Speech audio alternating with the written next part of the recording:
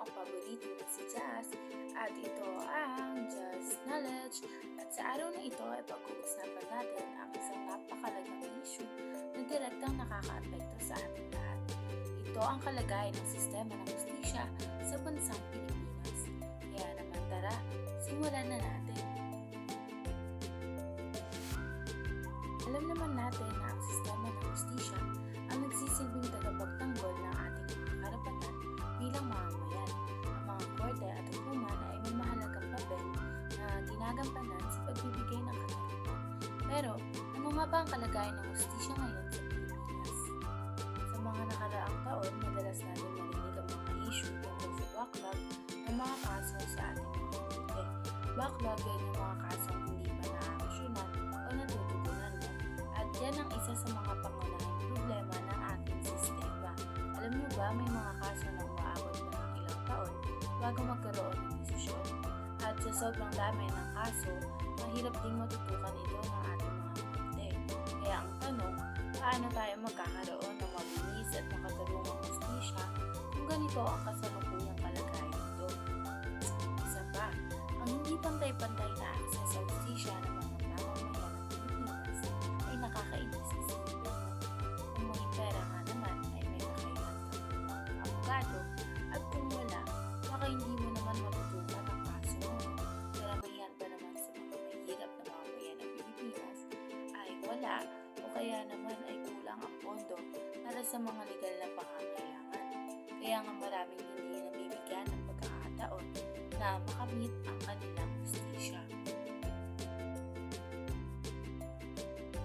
Huwag din natin kalimutan ang mga issue ng katiwalian. Hindi na bago sa atin ang mga balita ng mga korap na opisyal sa batas. Ang ilang mga abogado at iba pang mga opisyal ay nai-involve sa mga under the table na transaction mo. Hindi ba't nakakagalit? Hindi lang nila binabaliwala ang prinsipyo ng katarungan, kundi pati na rin ang tiwala ng mga mamamayan sa ating sistema. Ang mga isyong ito ay nagdudulot ng loss of trust mula sa mga tao. Kapag ang mga mamamayan ay nawalan na ng tiwala sa ating sistema, baka mawalan na rin sila ng gana na lumaban para sa kanilang karapatan. Pero mga ka-knowledge, hindi naman lahat ng balita tungkol sa ating sistema ay puro negatibo. May mga hakbang na ginagawa ang ating gobyerno at iba't ibang sektor para mapabuti ang kalagayan ng hustisya sa ating bansa. Halimbawa na lamang nito ay may mga court reforms na isinasagawa upang mapabilis ang proseso ng mga kaso. May mga organisasyon din na tumutulong sa mga mahihirap upang makakuha ng legal aid o libreng tulong mula sa mga abogado.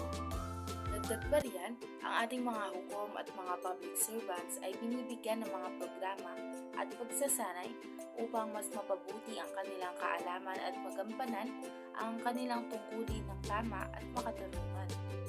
Sa kabila ng mga hamon, marami pa ring mga hakbang ang maaaring gawin para mapabuti ang sistema ng hustisya sa ating bansa. Lahat tayo ay may papel na ginagampanan dito, no? Maging tapat, makatarungan, at tumulong upang ang ating bansa ay magkaroon ng mas makatarungang lipunan. Kaya mga ka-knowledge, magtulungan tayo at huwag tayong mawalan ng pag-asa.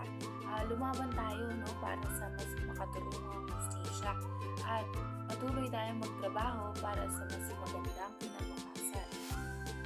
Thank you for watching at huwag kalimutang mag-subscribe at i-share ang vlog na ito sa mga kaibigan nyo upang magkaroon din sila ng knowledge sa mga mahalagang usapan.